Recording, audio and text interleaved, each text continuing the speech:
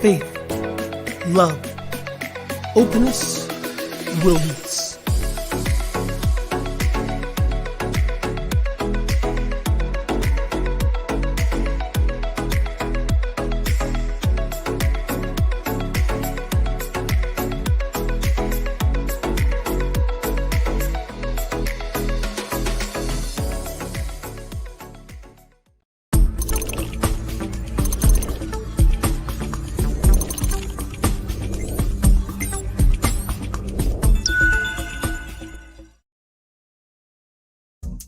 The Awake Shop by Rev Skip.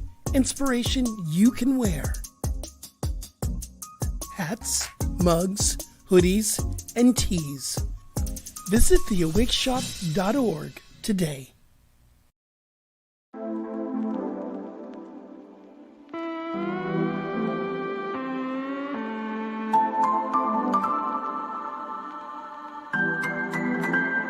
Faith, love, openness, wilderness.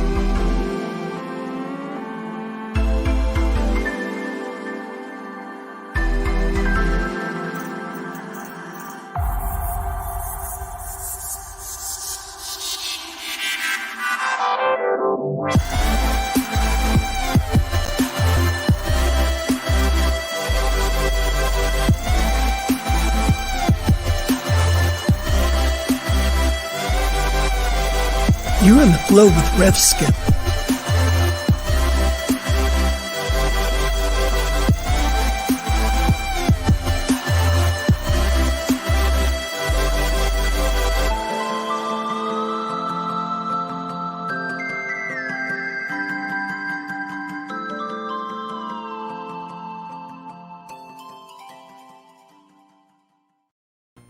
Hey everyone, it's your boy Rev Skip, and welcome to another episode of Get in the Flow with Rev Skip. And I'm Rev Skip. And when you're in the flow, have faith that a transformation can happen. Love yourself through each and every step of the transformation. Be open and willing to have a new experience in your life. That's what we're here to do. We're getting into the flow today. And as you see, I'm so excited about our guest that's coming on. I'll introduce her in a moment. But before we get deep into the show, you know, I always bring my boy in, Diego, who's my co-producer. What's up, man? Hey, good morning, Godling. How are you this morning, Rev Skip? Oh, I am blessed and a blessing. How are you, brother? I'm pleased as punch. I don't know where that expression.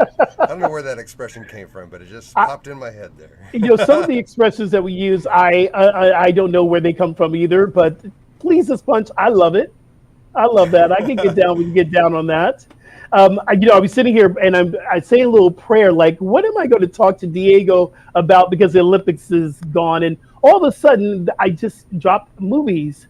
Have you been going back to the movie theater yet? Because I'm not ready to jump into a theater yet. Have you gone? No, I haven't. I haven't been back out into the theater in a while. It's I'm still a little leery of going anywhere I know there's more than 10 people. well, I'm not even leery of that. I love being at home. I love that I don't have to talk. I don't have to pay for popcorn. I just needed one more excuse, and I can do it on demand and play it 4 or 5 times. And I love being at home with my movies. And in the age that we live in now, that we can do everything online. Yeah. I can get on a show with Rev Skip and go across the whole world. I don't have to leave my There living you room. go. There you go. I love that. You know, the other thing too, I'm very awake and aware of where I thought that I had to get to the first Marvel movie the first day or even the night before, or the new DC movie. I was like, I don't even have that urgency any longer. I have an urgency to be in my spiritual development. That's what I'm loving these days. I'm loving that. Well yes. said. Yeah. And you have some programming that's coming up on Sunday. We have some CSL churches that we will actually be broadcasting. So you want to give that rundown for our people? Well, sure. On Sundays, I start out the morning broadcasting CSL Midtown Atlanta. We do CSL Denver. We have a CSL Ocala that happens later in the morning. Another one, True Thought Inspiration with Brother T and Rev Claudia Claudia Yeah, that's correct. Okay. I have to You have a remember all lot. my show and all You have my a lot of hosts. shows, and we just bring that to mind. So we want people to know on Sundays you can get your spirituality right here at the New Thought Media Network. Oh, And shout thank out you, to Rev. Yeah, and hopefully we'll be doing something with a place in Florida soon. oh well, we'll see. Let's not speak that out too quickly. So let's be with that. No But spoilers, no spoilers. hey Diego, I just always want to thank you from my heart because this show is so much better in partnership with you. Thank you for the work you do. Love to you, brother. Love to you as well. All right, y'all, you know what time it is. It is time for our It's Wellness Wake Up with Rev Skip. And part of the Wellness Wake Up today is about staying in your practice. And, you know, one of the things that we get to kind of move through is our own maybe physical transformation or spiritual transformation. And me as a personal trainer, I always tell my clients, when you think that something's not happening, that's when it is happening. So today in your physical fitness and your wellness, stay strong and stay focused. Transformation is happening no matter what. No matter what you think is happening, there's something happening within us. I learned that from Reverend Michael Bernard Beckwith here at the International Agape International Spiritual Center here in LA. And he says it is always happening within us, but we're not always aware that it's happening. And when he said that years ago, I said, oh, that's the truth. So if you're working through getting off your COVID-19 around that area around here, you know, we all gained our COVID-19. Yeah, we did. And you're getting back into your walking, you're getting back and getting on your bike and lifting weights and doing your yoga, stay with it. You will see evidence of it very soon. Don't give up. Yeah? Cool. Let's go into our Quotable Ponder. And I'm going to I love this little promo that our Diego created for me. And I'm going to pop this up right now.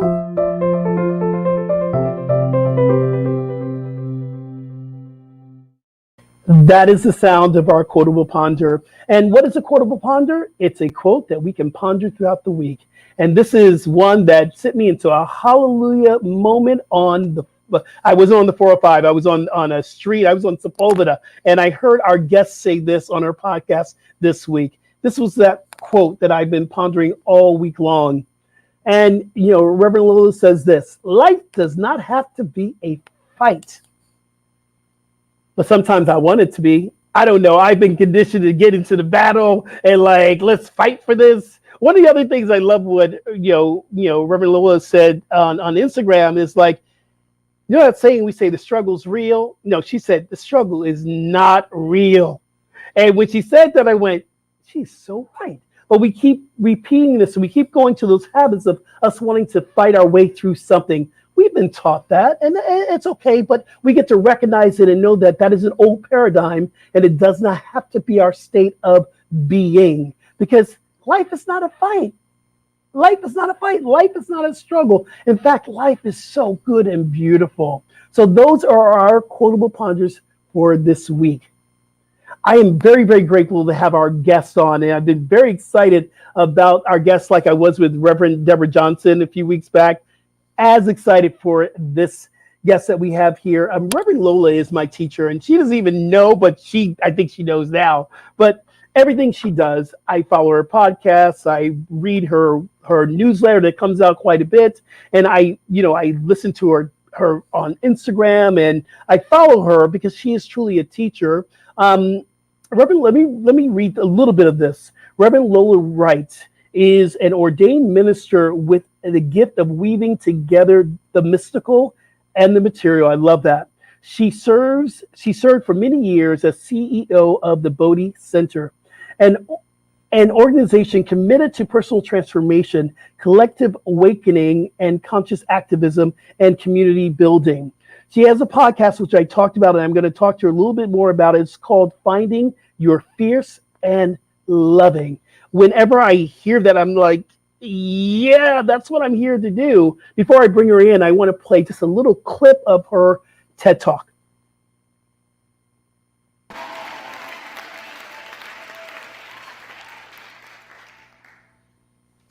I am the oldest grandchild in a large Irish Catholic family. My dad is the oldest of 6 children. My mom is the oldest of 9 children.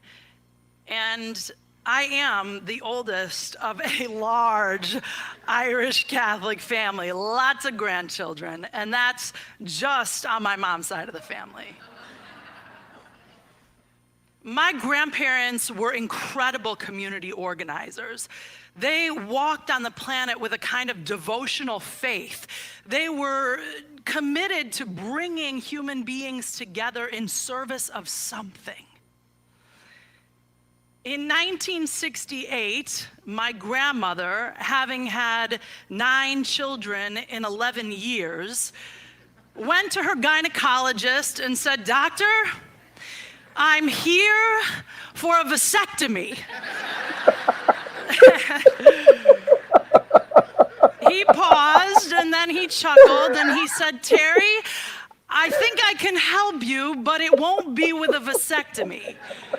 In 1968, an Irish Catholic mother who had 9 children making a clear and bold request for birth control was radical.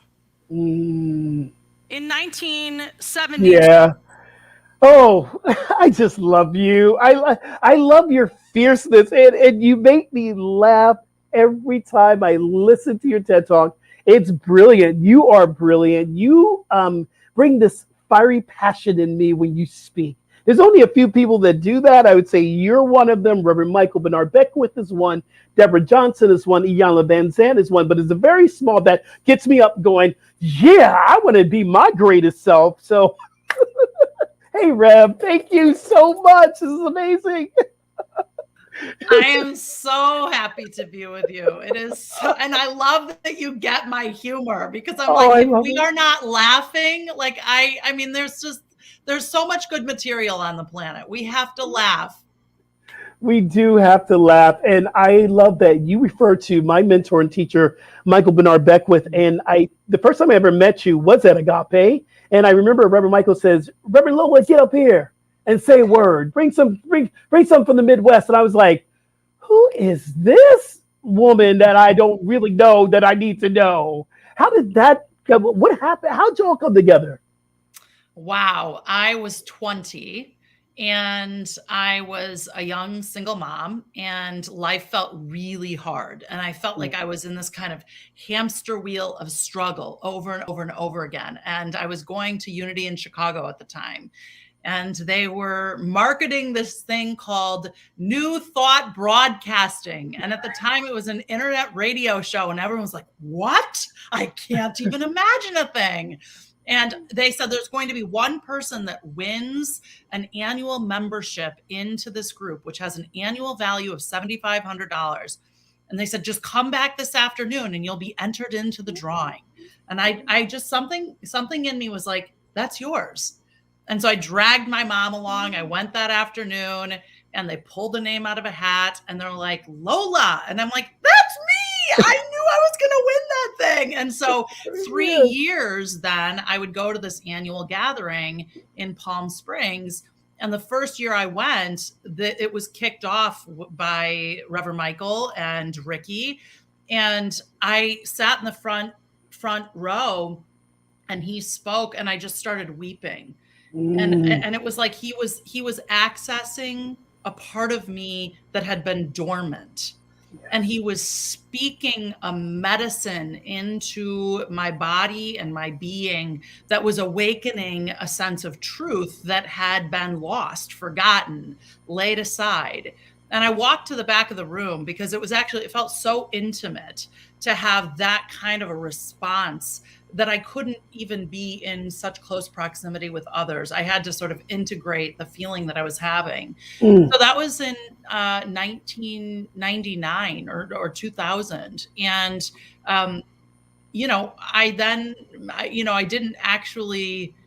I met Michael, like I had sort of became connected to him many, many years later, but for 10 years, 15 years, considered him my mentor, though he didn't know it. And now I get to call him my mentor and friend. Yes. And, I feel he understands me. He knows me. He has an incredible capacity to hold the truth of and for me. And I bow very deeply to the sacred yes that he's given on the planet, because I feel like I have the life that I have today in large part because he said yes to the life that he was here to have. And Yeah, I agree. I agree wholeheartedly. His Yeah. yes allowed me to do what I do. Yeah. And it's Yeah. just it's a powerful realization. His yes helped me to formulate my yes. Yes, And I'm so exactly. grateful. So I always ask our guests, how you been living during this pandemic? What tell me something good about this? And I know there's been the ups and downs, but I always want to get what has been your flavor during this pandemic? Yeah, I'm mindful of how I share this, but what's most true is it's been such a gift for me. I, had 15 months. I almost didn't leave my house. And that was deeply restorative for me. I had time with my 4 kids that I have never had in my entire life. And we got to create like a connection and play and fun. And the only real instruction we gave for our household during the pandemic was that we each would have to choose over and over and over again who we were going to be in the midst of this ride. And our request was that if we do nothing else, we create art. And so our home became like a studio of creativity. My young adult children are incredible singers, songwriter, producers. Both of them put out tons of music videos, lots of projects. I launched a new podcast. My husband expanded his business. So it really was for us, which, by the way, didn't mean that there weren't moments of discomfort and dis-ease and scary and unknown. But over and over and over again, we just chose creativity and we chose joy. And it was very healing. A lot of heartbreak also. And that's okay. I think actually what we're in the midst of is the opportunity to spiritually mature into the capacity to hold 2 things at once. Absolutely. That, seem like they're opposing, but they're just part of the integrated experience. Yeah. One of the things that I was very aware of moving into this pandemic, because we were very, very unclear of what this was. And my question was, what am I to learn? Somewhere throughout the middle of this experience, I don't believe we're out of it yet, but that question shifted to who am I now that I don't have Agape every week that I go to, and now I'm in my garage because this is converted garage area here. I'm teaching yoga online, but who am I without all these things that I created? And then my question has been, how can I serve? How can I be a beneficial presence upon the planet we always talk about? And this came out of this pandemic, this show on the New Thought Media Network. I'm grateful for our COVID bonus, as we've heard before from Reverend Michael, but I'm grateful for that. Yeah, I mean, it really is. I think it's people can get sort of cautious, like we're speaking of spiritual bypass. Like, wait a second, don't you know the devastation, the destruction? And it's like, again, you actually have the capacity to honor the devastation, honor the destruction, and celebrate the good that has also come. Like, we must move out of these binary models that see all of reality as in opposition to one another. Both can be true. And you were speaking a lot of that in your newsletter, because I get your newsletter. Sometimes you were giving us maybe 2 newsletters a week. Sometimes it was just this train of thought. And it was like, is she in my mind? Is she in my spirit? She's talking these words that I need to hear at that moment. So I want to say big thank you to you for hearing your yes and putting the newsletter out during this time. And I just adore you. And I got more information about you in the beginning of the TED Talk than on your bio. That's a personal thing that you shared. But if I could ask you, who are you?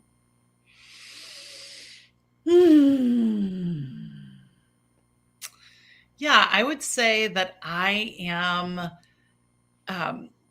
like the presence of excitement and enthusiasm and creativity and aliveness. Like those are essence qualities of me that really come into form.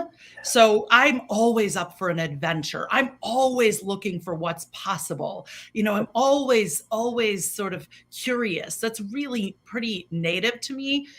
Or perhaps I cultivated it out of necessity, but it serves me and I'm grateful. Yes. Functionally speaking, I am a business owner, an entrepreneur. I'm an artist. I'm a mother. I have 4 incredible children.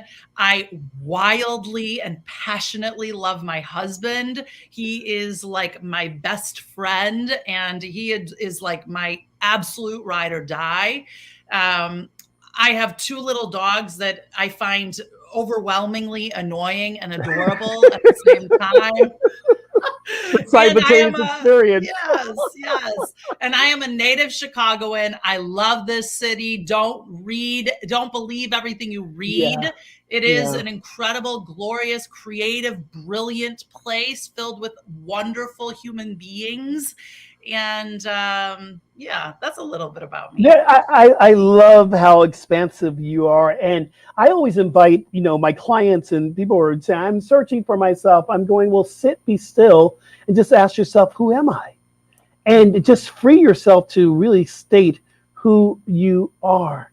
We got a lot of that in your podcast. I love the name. I was going to talk about this anyway. Finding your fierce and loving. What does that really mean? If I'm looking for my fierce and loving, I can tell you when I hear you speak, I got God bumps all over me. I'm sweating. I'm feeling this fierceness coming up in me, and I'm loving it. But what does it really mean to find your fierce and loving?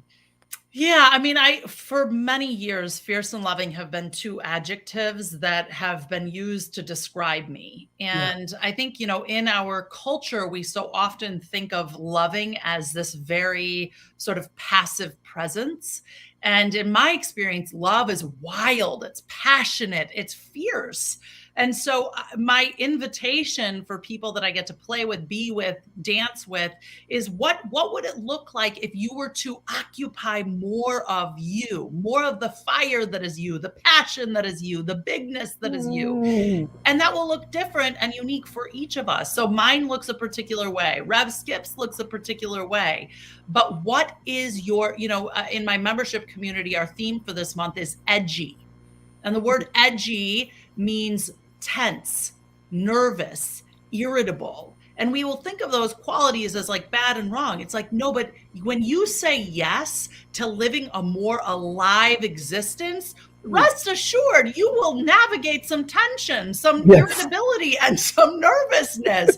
Being your fierce, loving self is not always easy or comfortable, but that doesn't mean you don't do it. Right. And oh my goodness. I remember Ayala once saying, if what you're going through doesn't make you pee your pants just a little bit, then it's not big enough. And I love that fierceness about you. And you also mentioned our circle, which I'm not a member of, but I know something is saying, jump in there, get in there. But talk about our circle. Yeah, I mean, I really was looking for how can I create an experience of community that can function in a global pandemic, and how can I reach the community of people that I enjoy playing with, some of whom are all across the world. So we gather weekly. It's drop-in. It's like very low. There's no obligation. I actually used to say in the work that I do, I'm like, look, I have like a stalker girlfriend that lives in me. If you go missing, I will come find you.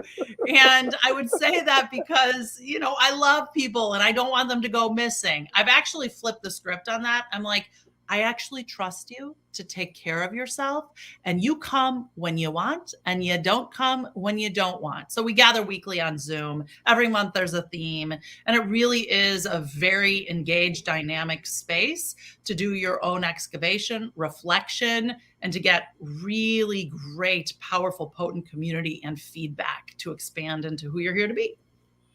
And you also say that you are queer affirming, which me being a little black gay boy growing up, I didn't get any of that affirming. It was like, there is something wrong with you. You need God. You need Jesus. And I carried this idea that there was something wrong with me. And I'm still working through that. That's still part of my journey. I love the fact that you say this is queer affirming. What does that mean to you? Yeah, I mean, I think it's important to be explicit about that because there are so Yes, many places and spaces that avoid it and actually please. like to present as if they are, and then you get into the walls and something wholly different is occurring. So I want to be explicit about that. I mean, it really was largely informed by the fact that, I watched my uncle die of AIDS in 1988 in LA. My mom left my dad for a woman in 1992. And I saw the way that culture, society, and the church responded to those things.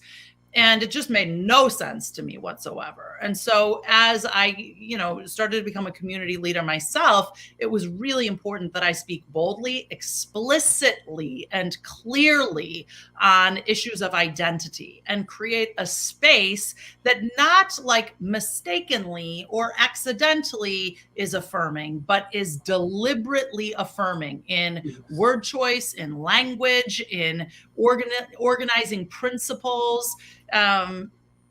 So for me, it's just like, this must be, and it must be stated explicitly. And if it isn't, I just unfortunately can't be there myself.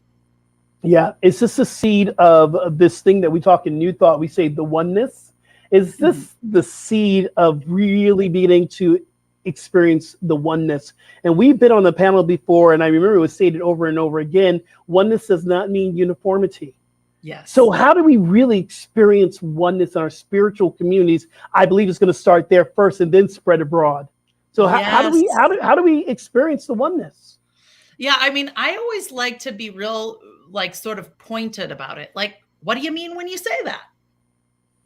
And then there's oftentimes sort of like a pregnant pause because I need to know what you mean beyond parroting a definition from a text in real time, in real practice. Yes. What does the embodiment of oneness look like for you on an everyday basis? How does it inform your shopping habits? How does it inform your banking practices? How does it inform, the way you interact in your local community? Like, if it's just sort of a concept that you can like speak beautifully about, it's relatively meaningless. And so for me, as human beings, we really want to be asking ourselves, how does this get lived out loud?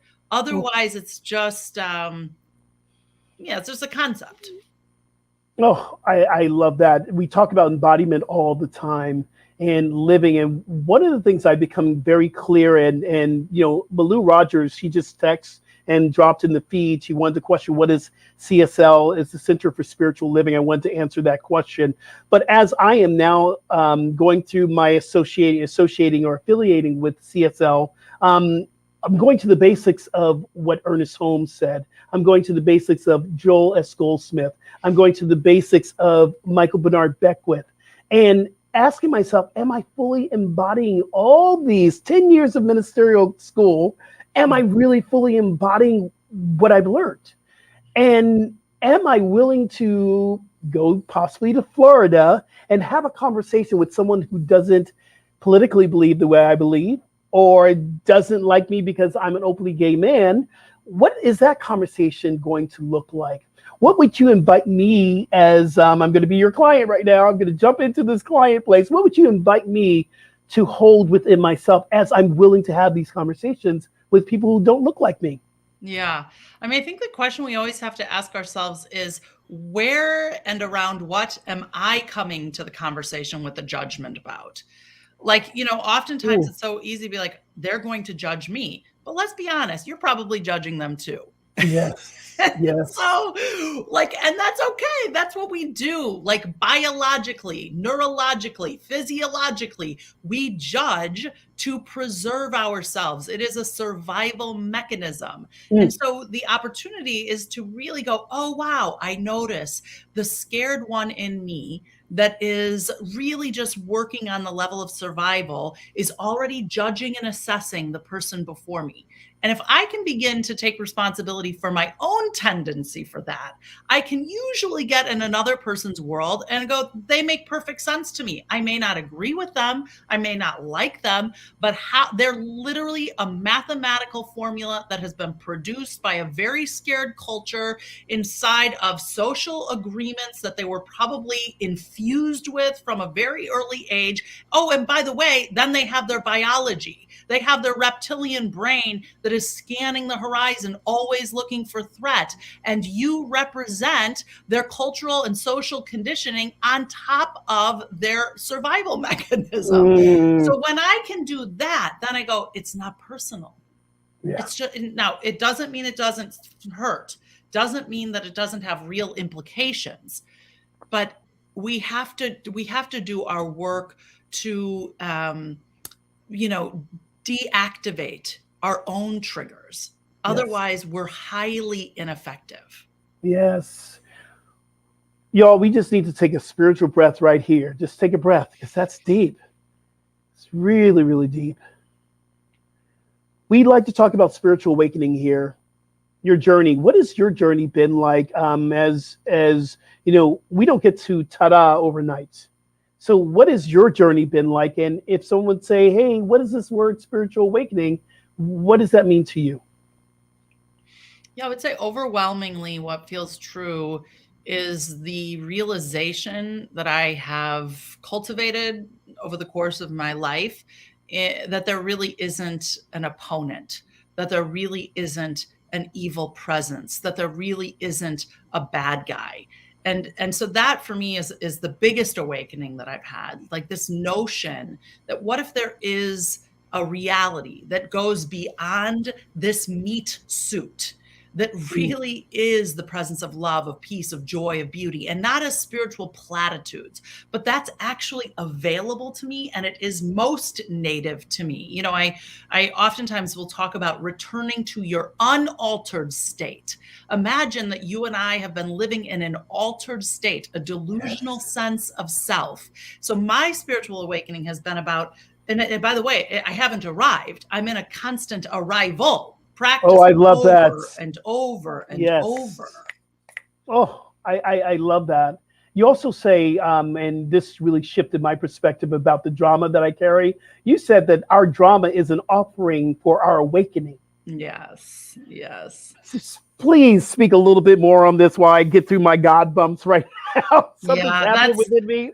Yeah, that's really a nod to Ram Dass, the brilliant author of Journey of Awakening, a beautiful book. And, you know, our dramas really are that. They create the discord and the discomfort to awaken us, because you really cannot, for a sustainable period of time, live in a perpetual state of drama. What will happen is you will create literal dis-ease in your body. And so the drama is always an offering for us to go, wait a second, there could be another way. You know, in the 12-step program, it might be called hitting rock bottom. Yeah. It's an offering for your awakening. Something else is possible here. And is it on the same terms as, you know, Michael Beckwith says, our pain pushes until the vision pulls? That's right. That's exactly right. That's it. And when did you become, we are arriving. We haven't arrived. When did you become, let's say, more woke? That you were arriving somewhere? Where were you in? What was maybe the nugget or the inspiration to this awakening for you? Yeah, I talk about this a fair amount, but when I was in between my 8th grade year and my freshman year in high school, or it might have been really my freshman year of high school, an album called Midnight Marauders came out by A Tribe Called Quest. I think it was 1993. Yes. Wait a minute, stop. Sister, stop. I'm having another hallelujah moment because that is my album. Y'all. That's literally that album changed my life. Wow. And it also birthed me into the Chicago hip hop scene. And all of a sudden I was swimming in knowledge of self, which really came out of the 5% Nation, which came out of the Nation of Islam, which we can make lots of critiques around, but it also has been a huge gift in a lot of ways. So for me, being mentored by, coached by former Nation of Islam community members gave me access to a paradigm and a context for liberation that was new. And this notion of knowledge of self really altered me. That probably was, I oftentimes say, so grateful for Ernest Holmes, so grateful for Ralph Waldo Emerson, so grateful for Jan Le Van Zandt, like whomever. We could, so grateful. But the greatest impact in my spiritual awakening was the knowledge of self that I got from the hip hop community in the early 90s, because it really was about deconstructing an externalized power dynamic and claiming the wholeness, the power, the beauty, the joy of me. Okay, so my hip hop journey, I grew up listening to hip hop. It was incredible, but I had to find what I call the conscious rap, the conscious hip hop. So because for me, being Black and queer, I felt very I'm running from this. I can't, because y'all don't like me. So I did find Tribe Called Quest. I did find Arrested Development. I did find Common. I did find Queen Latifah. And I found the people that said, so I stuck with that conscious hip hop. How what you've learned through this journey brings you into spiritual activism today? Yeah, again, I think it's very related to that movement, because that period of hip hop was a social movement, and it was really the intersection, as Ernest Holmes would say, of science, religion, and philosophy. And I would say so was that iteration of hip hop. So how can I move beyond concepts? I was also raised in a Catholic family, and my grandparents were social justice Catholics. So for them, the walk of Jesus was implicitly political. There was this idea that those two worlds were separate and apart made no sense to my grandmother, and so I had a frame of reference that to be the presence of love in a culture and a society that is organized by fear is a radical act. It is a political act. And that's not a problem. That's actually necessary. I think you were the very first person I really heard say that this idea of racism can't be solved by Black people. I think we're in a learning situation with you. You're speaking to practitioners and ministers from Agape, and you said this has to be taken on by white people. Can you talk a little bit about this? Yeah, I just, it's so amusing, disturbing to notice that when we talk about racism in America, that's my frame of reference, we oftentimes will look to Black and brown people to be sort of the experts. And it's well, wait a second, though. This was actually constructed and maintained by white people, by white institutions. So it's less about looking to Black and brown people and more about understanding, how does this occupy me? What responsibility do I have in deconstructing this, in interrogating this? And if the labor is always on Black and brown people, it is just more of the same ways that white identified people or white institutions absolve themselves of responsibility. And so we look, we're all in a trap around this. We've all been infected and intoxicated by this made up social construct. And it is not for white identified people to just sit back and go, Skip, can you tell me about your experience? Because maybe I'll understand it better. It's wait a second. No, you're subscribing to this paradigm and this model all the time. So you really need to be asking yourself, when I was immersed in the Chicago hip hop scene at that period of time, it was really before hip hop was mainstream. And so I was one of a few white people in the Chicago hip hop community.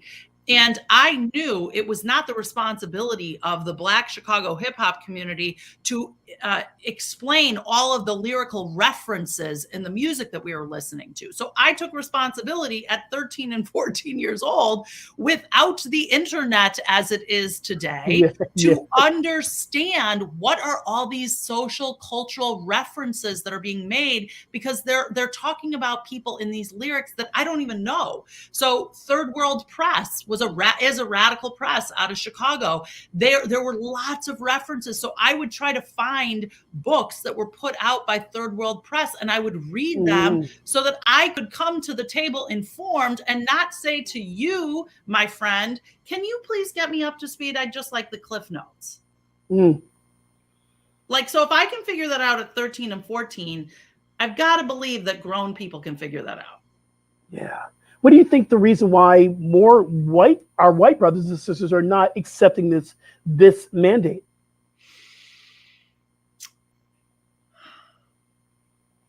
Well, number one, I think that they are. Okay. Yeah. So I think that those stories aren't actually told enough. I think that part of the drama of our media channels is to keep us pitted against one another. Yes. And as long as social movements have existed in this country, and as long as they have existed involving racism, there have always been white people involved. And we also don't talk enough about that. So I like to say, I actually think I'm surrounded by white identified people who imperfectly are on this path to take responsibility. And do I think that there are plenty of people that are doing it haphazardly or don't want to do it at all? Of course. But anytime you're invoking responsibility, independent of race, culture, gender, creed, orientation, that's always true. Human beings have a biological disposition to resist responsibility. It's too scary. It's actually a higher state of consciousness to go, let me take responsibility versus wanting to be saved by a knight in shining armor. Yes. So, I think we have to also point out, like, oh yeah, this makes sense, and it's time, it's overdue. It's time to really move the needle on this, but it's not going to have, the revolution will not be televised. Why won't it be televised? Because it doesn't make, like, peace and love and joy doesn't sell for good media. Right. I love a couple of weeks ago, and reminds me of Reverend Deborah Johnson said on this podcast. She said that it's going to take all of us together. We're all going to have to buy in. And I was talking to her this week, and just getting a little counsel from her about maybe possibly moving to Florida. And she said to me, it's going to take all of us. So when you go down there, you're going to be working with white people that's going to bring on racial harmony. You're going to bring in, you're going to be working with straight people that's going to talk about inclusivity. Yeah. So that made me feel really better, because I had my preconceived idea. We're hearing in the media, Florida is Trump country, and I'm going, do I want to go to Trump country? And then Reverend Michael yesterday said to me, Skip, there are great people down in Florida. I was like, oh, Rev, okay, let me stop being in my drama of fear and really tap into what's going on. What is your purpose? This is a question I always say. What do you feel why are you here on this planet? I think I'm on this planet to extend the invitation for people to say yes to a bigger idea of life as them, that freedom is your birthright, that aliveness is native to you, and that my life may be a demonstration of what's possible. I love my life. I flipping love my life. I adore my husband. I love my kids. I have a lot of peace in my body and in my being.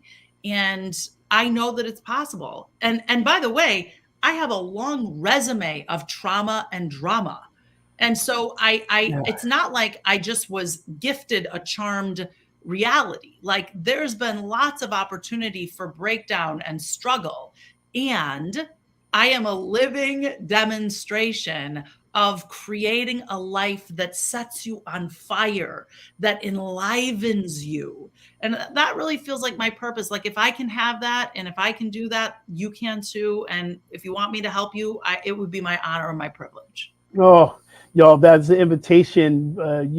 You can get some more information at lolawright.com. I got to ask you about something. You got a video up on your on your website. It's called Move Your Body. And when I heard you talking about, like, we got to have more erotic expression, I'm going, yeah, this is spirituality. I can get down with the get down here. What, having more sex? Having sex with your challenges? Yes. Yeah, I love that. Where did that come from? Because you're right. I believe, because I denied myself years of having full sexual experiences because I was told that what I was doing was wrong. Yeah. And this has been a journey for me to get back to understand that sex is spiritual, yo. It's so divinely spiritual. Yeah, I mean, I love what Audre Lorde talks about, the erotic. And one of the things that she has written about or wrote about was this notion of we don't really get honest about how much we do that we hate. And so I think we have to take an inventory of how many things we're doing on a daily basis that we really don't want to do, whether it's people we're having coffee with or errands that we're doing or chores around our house or whatever. And it's not because your life doesn't involve friction or tension or whatever, but like how much unworkability do you allow and tolerate? And would you be willing to consider that is like a big wet blanket on your aliveness, your creativity, your sexual energy?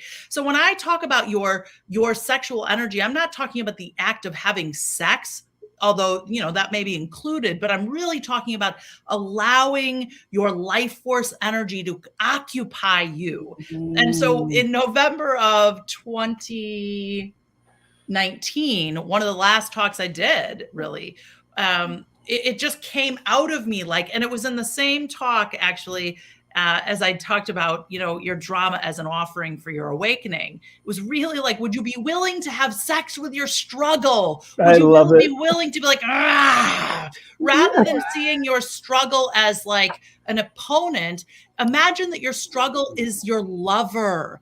That you can actually make peace with it, be tender with it, connect with it, be intimate with it.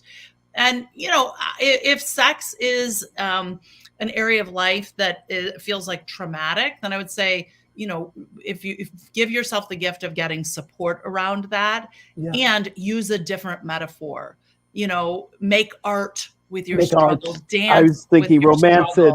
Yeah, like whatever it is that can have it be a partner for you rather than an obstacle or an opponent.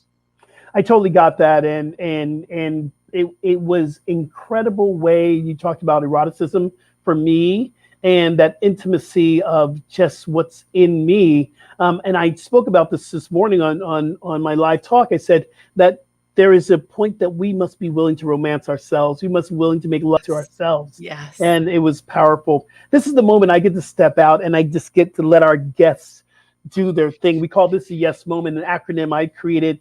Reminds me, yes means you expressing spirit. So Reverend Lola, I want to step out and you've been in your yes moment all through this interview anyway, but everyone, let's put our hands together for Reverend Lola as she comes in with her yes moment. Yeah, I think what's on my heart right now is there is just an unending amount of temptation and seduction for your attention. You and I are being like forever courted into drama, being called into this perpetual dance with this intoxicating tendency in ourselves to be in the fight, to be in the struggle. And I would love for you to consider that it is just not the truth, and it is certainly not the only way. You actually can live a life you love. You can see all of existence as your ally, as your partner, as your lover. And so, may you be one who disrupts the tendency to be taken out by drama, accusation, opponents, and lift yourself into a vibration, into a frequency, into a new light that is the place of love, of peace, of joy, of beauty, of harmony, of freedom, of wholeness, of unity, of creativity, of aliveness. That is your name. It is your nature. It is the disruptive presence that is needed on the planet now more than ever. So my invitation to you is to join me in this vibration of wild, radical, erotic love that knows no bounds, that releases all of the judgments and limitations and boundaries.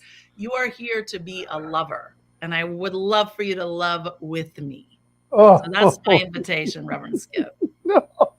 Y'all, you see why she's my teacher. This is like, oh, wow. I always say it's time to get down, but to get down, Reverend Lola, you got down. You got down. Thank you so much for being a guest on this experience. It means so much to me. And thank you for your yes you put out into the world and inviting us to have our own personal yes. I just adore you. Adore you. Thank you so much. My honor and privilege. Thank you for being who you are on the planet. You are a disruptive lover, and that is a gift to us all. Thank you. Where can people find you? And also know that she does spiritual counseling and coaching. She does all this. So where can people find you?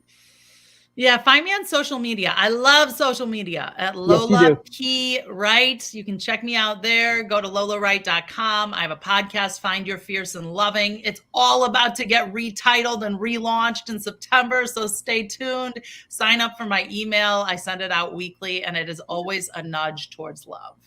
Oh, absolutely. Please sign up for the email alone, man. It's just powerful reading and right to the point. And please follow on social media. Whenever I get that notification on Instagram that something's coming, I know it's going to be juicy. And I love how I learned something from you. You give little snippets of your podcasts and the visual there, and you drop it in. And you go, oh, this is what we're going to hear this week. Okay, so I'm going to have to work on that for this podcast. That is the bomb. So thank you for teaching me. Thank you so much. And everyone, please follow me on Instagram, Twitter, and Facebook. It is at Rev Skip Jennings on all the socials and everything. I drop some stuff too. I drop a little knowledge in there as well. Yes, you do. And remember, y'all, you can take me home and not cook me breakfast. Go to my website and find out where you can find my book, The Little Book for Big Transformations. And that is out on Amazon and also Audible. So if you're one of those Audible people, because I am too, I like to listen while I'm driving. It is my voice, and I did all the recording and editing. And Rev, I learned how to do that in the middle of a pandemic. I recorded my own book, and I did the editing, and I got it on Audible. I learned that in the pandemic, yo. I mean, that when you say yes, a way is made. That's right. That's right. Also, find out about our Tuesday podcast, which is on Unity Online Radio with Faith Rivera and Reverend Jackie Fernandez. It's called Voices of Unity. And if you have not spent time with us, we get down as well. We're all about inclusivity on that show, so you can find out more information. And if you would like to donate and help our ministry, this is a Center for Spiritual Living ministry here at the New Thought Media Network. Go to ntmedia.org/donate. And if you want to support Rev Skip, I take donations as well. You can go to PayPal or Venmo, and that address is skip@skipjennings.com. Don't forget, guys, go over to the Wake Shop. The Wake Shop by Rev Skip, and you can get that from my website or the awakeshop.org. You can go to awakeshop.org. It is inspiration you can wear. So this t-shirt, Love is Love, one of my designs, and many more there. We have cups, we have mugs, we have some other things that are coming down that I really can't talk about, but I want to drink coffee and remember, oh yeah, meditation is the answer. What? Yeah. So go over there and support, and reminder, 10% of what we do go to some community that is making a difference on the planet. So again, so grateful. And thank you, Diego, for reminding me. If this is your first time listening to this podcast, we invite you to please subscribe. We are available anywhere you get your podcasts. We are now putting the audio up like in the next half an hour, it will be up, pulling it from here. So it's on Apple Podcasts, Spotify, Google, Pandora. We everywhere, y'all. We just everywhere spreading the good news. So subscribe and share, because that's how we continue to grow our audiences and get this word of inclusivity and love and oneness out to the world. Thank you, Reverend Lola, again. It's been one of my favorite episodes. I don't know if I should say that, but I'm going to say it. I'm going to be really honest. This has been one of my favorite episodes ever. Thank you so much, so much. My joy to be with you. Thank you. And remember, everyone, transformation is a choice, and you can choose today. We're going to be gone next week, but we will be back the following week. We'll have a replay of, I think, Reverend Deborah Johnson's interview. So make sure that you tune in anyway. All right. God bless everyone. Peace and blessings. Thanks for joining us on today's episode of In the Flow. If you enjoyed this programming, please help us spread this joy. Be sure and give this video a like, leave a comment, and don't forget to subscribe. New Thought Media Network can be found on Facebook or our YouTube channel. Additional contributions are greatly appreciated at ntmedia.org/donate or find Rev Skip on PayPal and Venmo. Tune in on Fridays, 10 a.m. Pacific, 11 Mountain, when Rev Skip welcomes a new guest.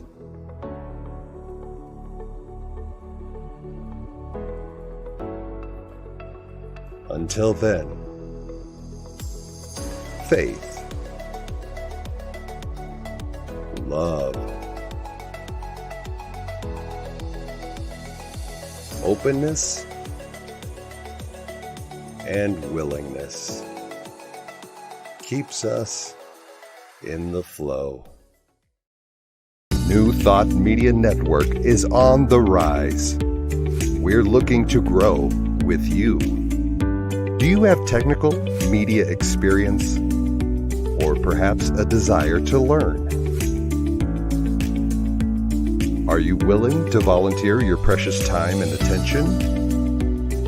We share this message to benefit all.